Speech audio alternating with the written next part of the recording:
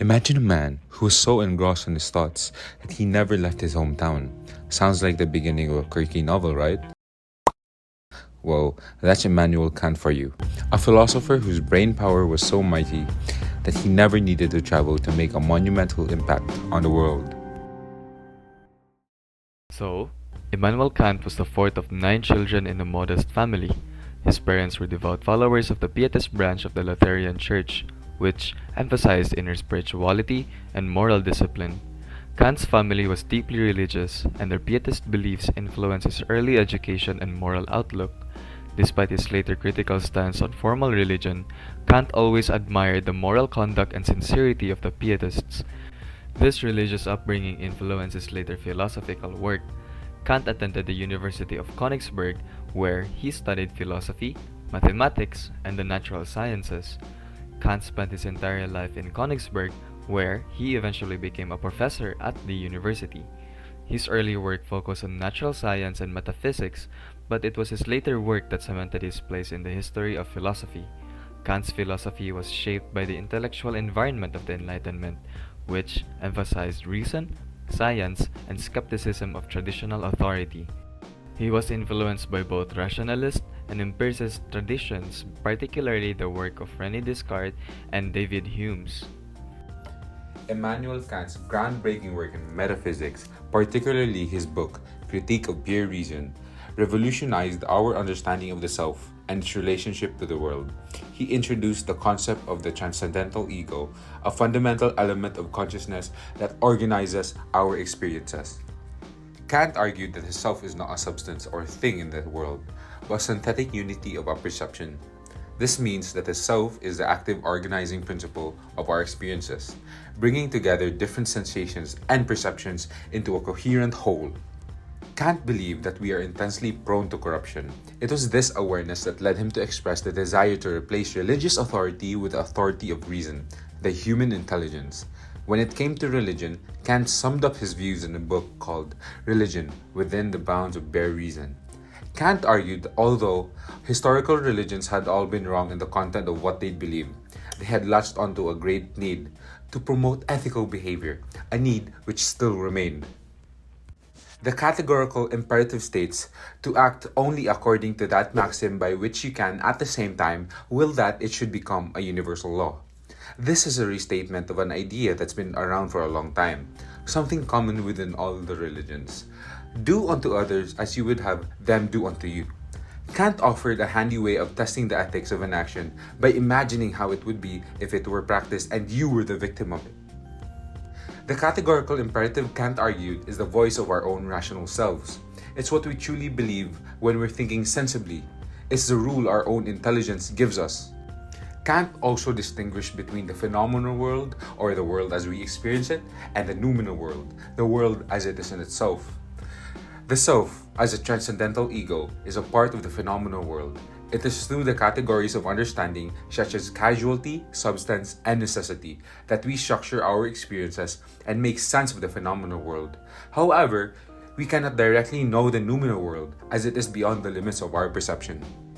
Kant's philosophy of the self introduced a new way of thinking about the human mind and its relationship to the world. By highlighting the role of the transcendental ego and the limits of human knowledge, he laid the groundwork for future philosophical explorations of the self and consciousness. Now, the roleplay our group made in order for us to experience and see what it's like to apply Kant's philosophy in the real world.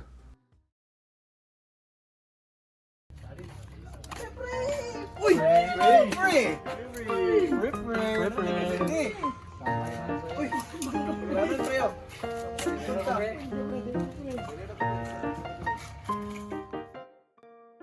I can't believe Buloy would do that. It's completely unethical. But he said he had his reasons. And besides, it didn't really hurt anyone. I think we should apply Kant's categorical imperative to this situation. Wait, what's categorical imperative again? It Kant's idea that we should act only according to that maxim by which we can at the same time will that it should become a universal law. So, we should ask ourselves, if everyone did this, would it be okay? Exactly. If Buloy's action became a universal law, it would undermine trust and cooperation. But what about the consequences? If he hadn't done what he did, then he might have gotten into some serious trouble. Kant's ethics focuses on the intention behind the action, not the consequences. If Boloy's intention was to deceive or harm others, then his action is wrong, regardless of the outcome. So, even if Boloy didn't get caught, his action was still wrong? Yes, because it violated the categorical imperative. We should always act in a way that we can will to become a universal law. I see. So even if there's a chance of getting away with something, it still violates our moral principles. I guess you're right. I really hadn't thought about it that way. Kant's ethics can be challenging to apply, but it's a valuable tool for making moral decisions.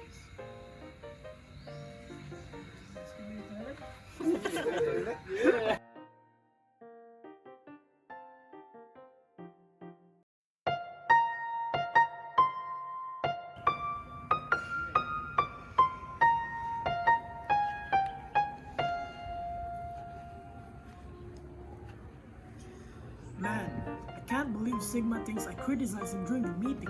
He totally misunderstood me. You know, Kant's philosophy could really help here. He believed we don't experience the world as it really is, but it appears to us, to our minds.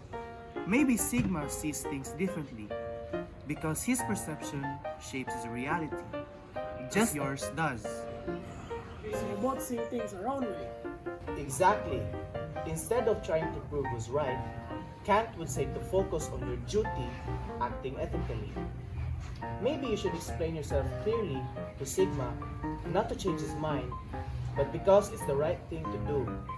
So it's not about winning, but doing what's right. Yes, Kant believed in acting according to principles. In this case, your duty is to be honest and respectful, regardless of how Sigma reacts. Oh, I see. That makes sense. I'll talk to him, clear things up. Thanks. No problem. I've been trying to understand Kant's ethics. It's so complex.